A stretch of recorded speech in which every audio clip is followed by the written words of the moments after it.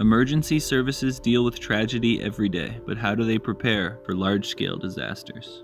Centennial College believes that preparation should begin in school. Once a year, they create a large-scale mock disaster for their nursing, paramedic, police, and firefighting students, because the best way to prepare for the unthinkable is to practice the unthinkable.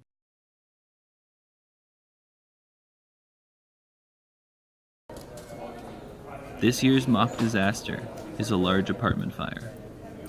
Victims, played by actors, will number in the hundreds, and it is the job of Centennial Emergency Services students to ensure they have the best chance at survival.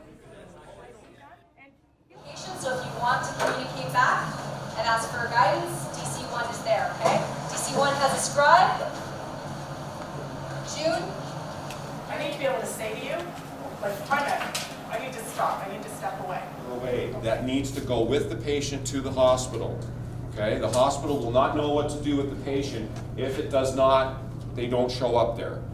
There's a place for the number of the patient that they have written on their hand in black to write there on the chart. Jessica is a fourth-year nursing student, and this is her first time participating in an event at this scale. As a nurse, she is the final stop for the victims in the mock disaster. So bedside nursing, it's a lot of, depends on where you are. So if you're in ICU, it's going to be one-on-one. In ER, which I'm more familiar with, it's usually a 4-patient ratio.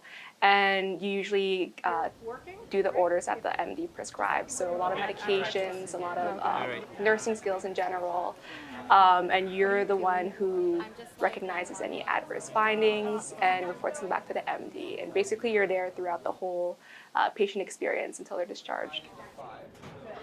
Taking one step down the ladder of saving lives, Jasmine and Munashe oversee getting the victims from the scene to safety. As paramedic students, they must rush the victim to hospital, giving them the best chance at survival.